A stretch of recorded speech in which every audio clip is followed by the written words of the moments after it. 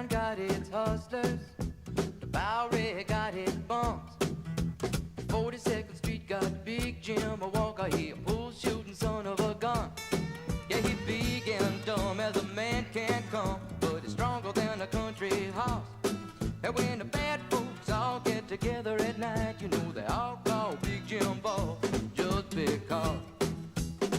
And they say you don't tug on Superman's cape, you don't spit into the wind, you don't pull a mask off an old Lone Ranger, and you don't mess around with Jim. I don't do that. Well, out of South Alabama come a country boy, said I'm looking for a man named Jim. I am a bull shooting boy, my name is Willie McCoy, but down home they call me Slim. Yeah, I'm looking for the king of 42nd Street. He drive on a drop top Cadillac. Last week he took all my money, and it may sound funny, but I'm going to get my money back. And everybody say, Jack, don't you know that you don't. Hey, it's Soleil, and this is episode 456 of the Orange Pill Investor. And I got bad news for Jim Chanos because Slim is not giving his money back. I don't really see a way that he can win this trade, especially with the guidance that Strategy just put out. I don't know. Maybe he's nimble enough to duck and dodge, or hell, he could have already exited his positions out for all I know. But yeah, I don't think the short strategy long Bitcoin trade has much of a chance. I think Mason had a fire tweet where he worked out the like some kind of like 0.5% or something return that he might have made, which is still probably fine if you watched any of his interviews, even when he took it in the shorts, literally, on Tesla. You know, he likes to say, oh, well, that was only a few percent of their portfolio, and they won more often than not, and overall they were profitable or whatever. But yeah, I just don't see it, especially with all of the preferreds and them being able to defend their MNAV. If you're banking on it going below 1 MNAV. Now, I think Jim did say if it ever got to 1, to the point where Strategy would be selling ATM on STRD and to buy back shares, he would have already exited his position at a profit. So maybe he'll be able to make it work. But it's just so easy not to bother with that trade. It's clear that some people, like Bitcoin, is just waiting for some of these people who are extremely intelligent but just stuck in the TradFi system. I don't know. Bitcoin's just waiting for them to get old and die, I suppose. And maybe their wealth will transfer to someone that's not stupid. All right, just a little quick. So maybe I'll talk about some stuff that didn't make it into the show last night. I had a few little notes, and just in case I can sneak some things in. And I've been posting a little bit about how dangerous the bear market is going to be for some of these Bitcoin treasury companies that can't defend themselves like Strategy can.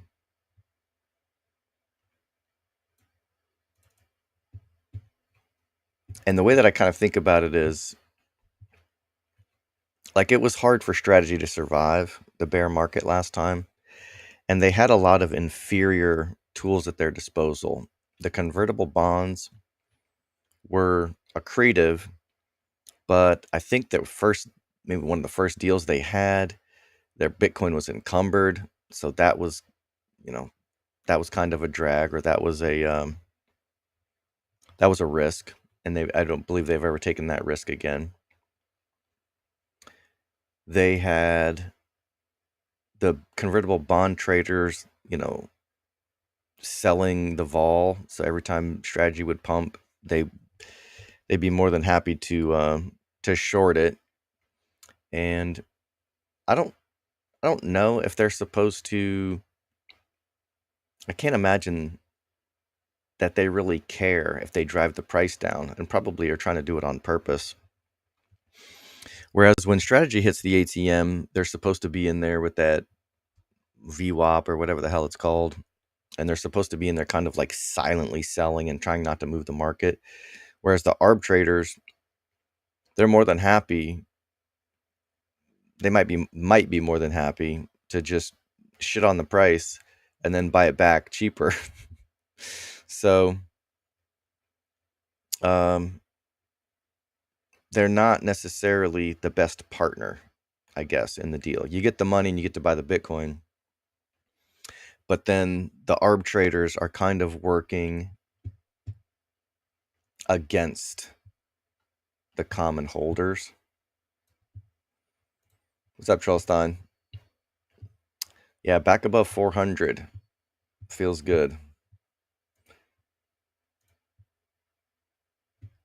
Sure would be a shame if I capped some on my upside with some new covered calls today. But the other thing that strategy, had to face is that it had never been done before.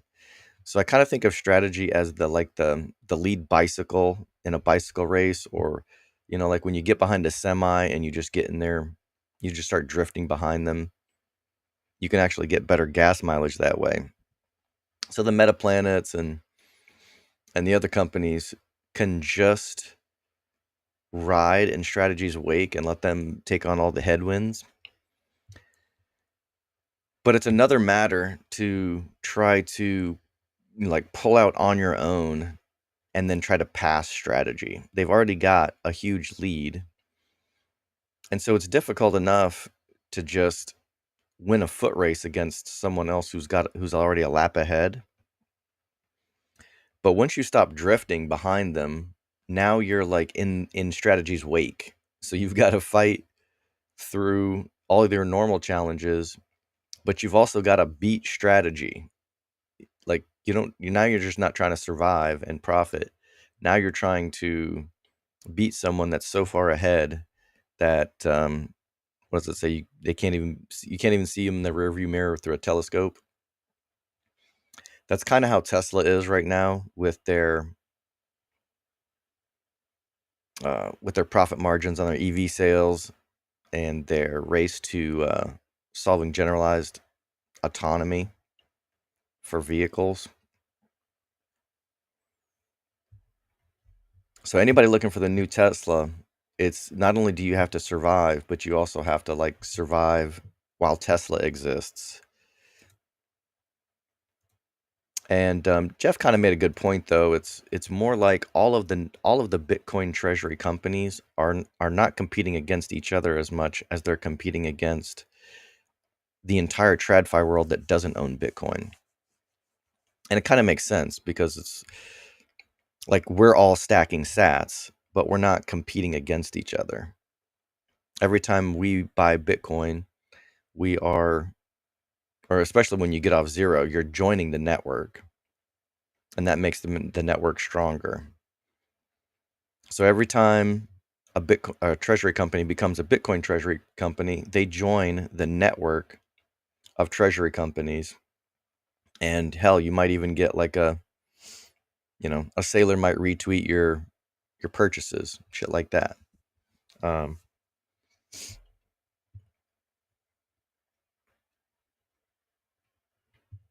But it's gonna be interesting to see in which order the Mag 7 companies fall like dominoes buying Bitcoin. Is Tesla in the Mag 7 or the Mag 8? Didn't they have to change it to 8 to include one more, or was it Nvidia when they joined? Anyway, as far as I know, only Tesla owns Bitcoin, at the top of the S&P 500. But what do we think? 5 or 10 years before half the companies in the S&P 500 are Bitcoin treasury companies?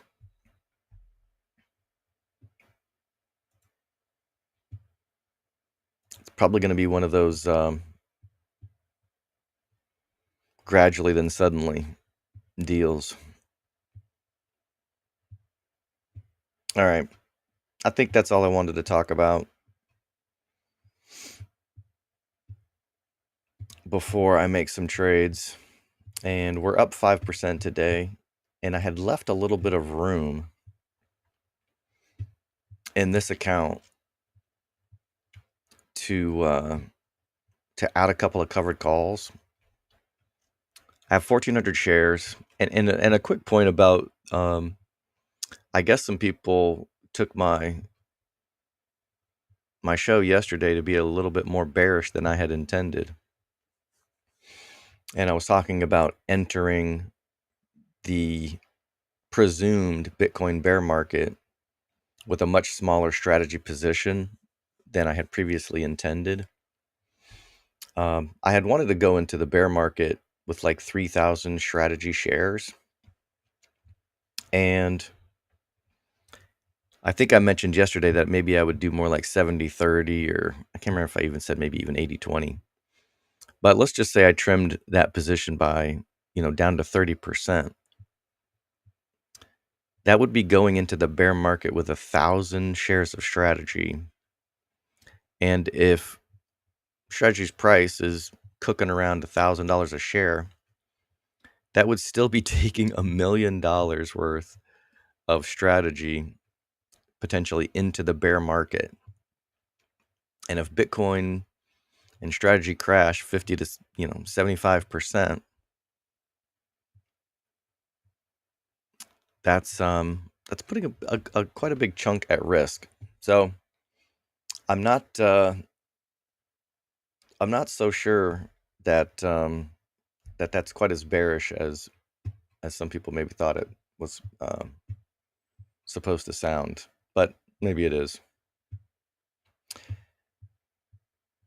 Anyways, all right, so the covered calls that I put on 6 days ago, of course, are getting wrecked, which makes sense. And since I've got a little bit of room, I can go ahead and add as many as 4 more covered calls, but maybe I'll just add 2.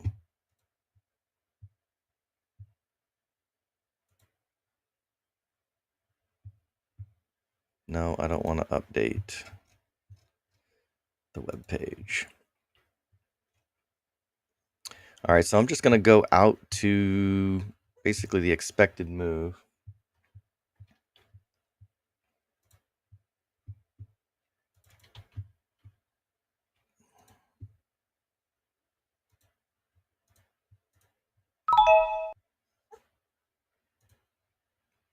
And sell 2 of the 4 potential covered calls. If the price goes up to maybe 415, 425, maybe I'll add 2 more. The remaining 2. But I think that's a good spot for now.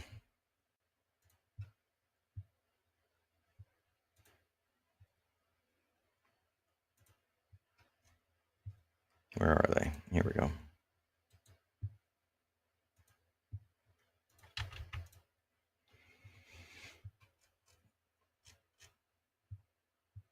All right, so still plenty of upside, and this is still even like a negative net theta account, so this wouldn't even qualify as an option selling account. This is still net long, meaning I'm losing $100 a day in this account. That little $2,000, I mean, barely even chipped away at this margin use. So I really need a nice rally for me to have an excuse to take some profits and get rid of the, let's just reload, and get rid of the margin use.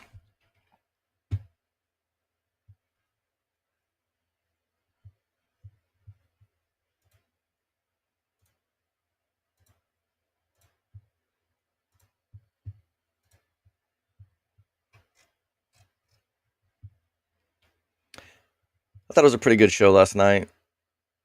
Hopefully nobody could tell that I was feeling fluish, sore throat and cough last couple of days.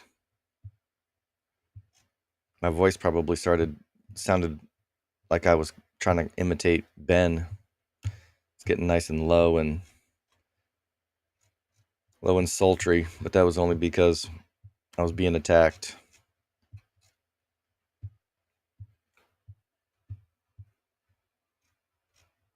All right.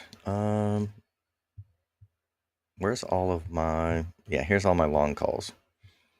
So when we had pumped back to like 455, I think these might have even been in profit.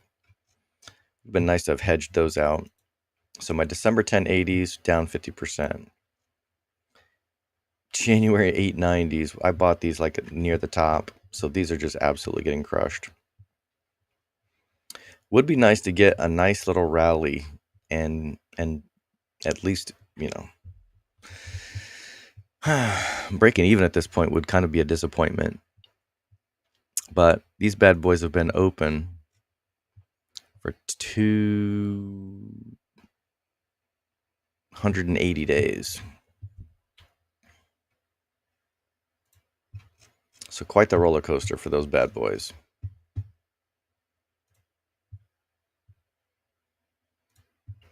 All right, let's check out the IRA.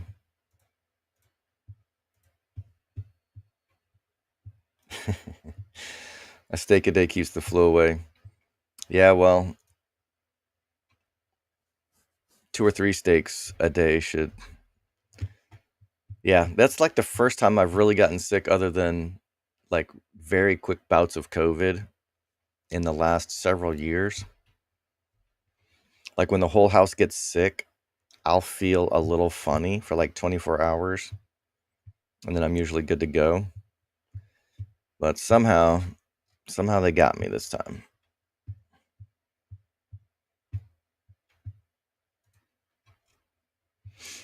All right, this is the IRA that formerly had the covered call ETF positions. I had to contact customer service to help them sell the last like fractional shares of MSTY and IMST. So those are gone finally. Little eyesores. I think this one is fully covered. So I've got 200 shares, 4 leaps. Not even leaps. They're only 160 days away. But I'm not planning to carry any leverage into 2026. So all of the MSTR positions that I do carry into the bear market will be straight shares, no leverage, no Poorman's covered calls, no 1080s, no 400s, no 530s, whatever the hell I had, no 890s, no leverage to the upside. We could get a super cycle. Bear market could be over. Maybe winter's not coming. But I'd rather bet that it is coming and just own shares and be wrong than own leverage, than own long leverage and be wrong. It's going to be way more palatable to limit my upside than it will be if I've got long calls and Bitcoin and strategy crash 50%. Same deal. I got like 1 day's to expiration left on my Tesla covered calls. I'll just keep rolling these week to week to week. And I've got 3 Poorman's covered calls doing their thing.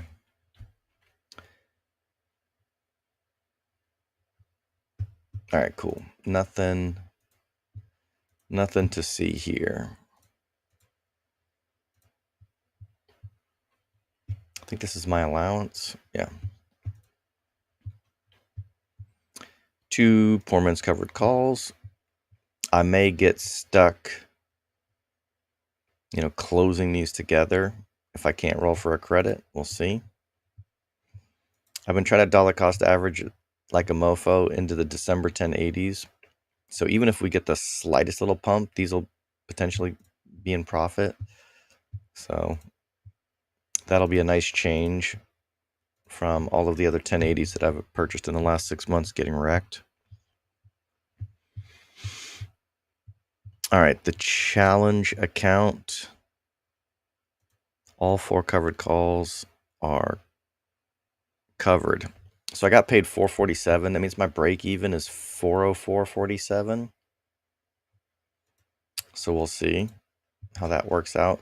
I decided to get, it's funny because I almost closed these out for cheap yesterday and decided to just let it roll, let it ride. So it looks like that might have turned out to be a mistake, which is fine. I used all that money to dollar cost average into the 1080s again in this account. And these are just at break even. So that's nice. That's a nice change. I had rotated 100 shares into more poor man's covered calls. So I've actually got 4 of those running. If we do get some kind of pump to 450, 500, whatever, I'll close a bunch of these and convert back to either strategy shares or maybe some Tesla positions, depending on what Tesla's doing.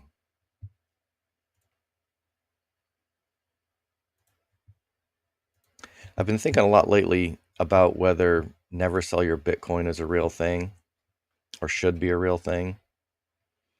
I'd really like to see a bunch of Bitcoin treasury companies formed that have a spend and replace policy. And I think you could, like TradFi corporations, I think they live around their earnings calls, but then it's always about the fiscal year. Okay, when does the fiscal year start and end? And all the budgets are centered around it. But if the 4-year cycles continue, then a company could actually build around a little bit more of a low time preference model. Instead of being yearly, it would just be more like Bitcoin cycles. At the top of the Bitcoin cycle, you sell your Bitcoin or you borrow against it to fund a new factory or research and development for new products. And then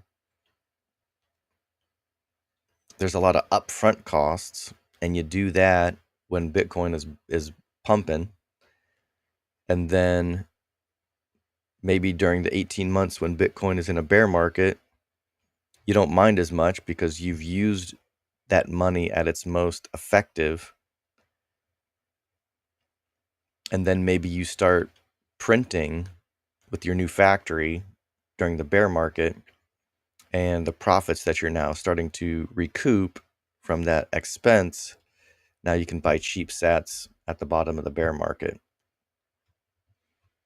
Easier said than done, but that's my fantasy. All right, so plenty of extrinsic value left here. They are slightly in the money, but so all I got to do is just subtract the 160 from the value, and I can see how much extrinsic value is still remaining in here. And it's basically the same as what I sold it for. So nothing to do but sit here and wait. Hopefully strategy will just completely crush these damn things, and I'll be forced to take some profits down here. That'd be cool.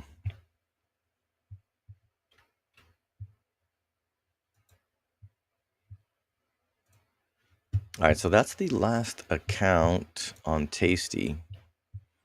The 5K account recovering nicely with the pump. CLSK, does that mean strike is, does that mean Bitcoin is up? My CLSK puts are doing better than they were yesterday. So nothing to do but sit and wait on those. Same thing with the CLSK 12.5 covered call. The stuff that expires on 9/12, no rush really to roll any of those.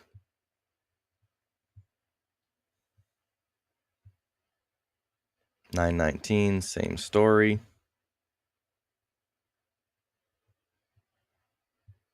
Still holding out hope for these December 1080s. For a little bit of fun, I decided to form a debit spread around the 500. You could probably call these grain specials because these were about 20% out of the money. Only down 25% or whatever. This will be kind of like a win or lose bet. Dollar cost averaging into Tesla in case there's a post cyber taxi pump. And then my long call for strategy. This account is going to be the hardest to deal with because since the account is too small to own 100 shares, the only way that I could continue to trade strategy over the bear market would be to keep a poor man's covered call. And I think that's just too risky. That's probably too risky on a small account. So I'll have to find something else to trade. Might have to just flip strategy poor man's covered call over into a Tesla poor man's covered call. That might work out better. But this was a nice little pump to see. Oh, maybe I timed it perfectly. I sold those 2 covered calls at like 405 and we're down to 401. So sun shines on a dog's ass once in a while too. What's up, Tony?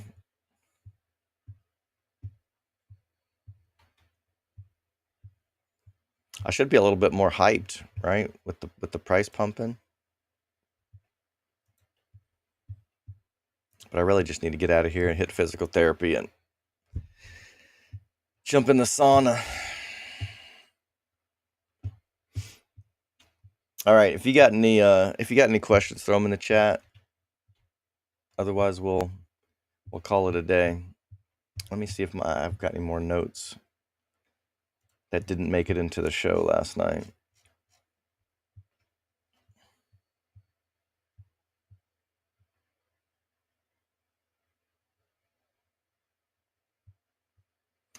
Yeah, I will say that I was not like ecstatic about them really coming out and showing the exact MNAV guidance, like 2.5 to 4 to whatever. I would have liked them to keep that proprietary, but I do have to give them big props for having guidance, period. And I was trying to figure out why they did it. And, maybe they've got their own reasons. Maybe they cooked up something with AI. But it could have just been that they listened to their shareholders, right? So we talk about this stuff every week on True North. I talk about it every fucking day. And there's thousands of followers posting comments on True North, and hell, they could probably scrape X posts for like keywords, ATM and like torches and pitchforks. And so the fact that they were paying attention is definitely bullish. And the community is like so irresponsibly long that we get compared to a cult sometimes, which I think in this context is not really a bad thing. And Sailor says that the war for money will be won with money. But you know what else wins wars? The side with the most devoted cult-like zealots. So it helps to have a few, dual-wielding, screaming berserkers just like streaking into the front lines when the short sellers come to attack, right? You got to have some irresponsibly long degens holding the line. So maybe we need like a a LaDoja pic of Sailor wearing like orange face paint, yelling freedom, and a kilt would be a nice touch, maybe. Yeah, I think that was the only other notes that I kind of had prepared to talk about last night, and that didn't make it into the show. We could have went for 4 hours. Jeff was hilarious because he's like, "Oh yeah, maybe we'll just do 90 minutes." 2 hours later, we're like, "Okay, final thoughts." He can't help himself. But hopefully, I know he had a big meeting this morning or whatever, so hopefully that went well. Hopefully he got some shut eye. All right, no questions in the chat. I appreciate everybody for tuning in. Be good, y'all.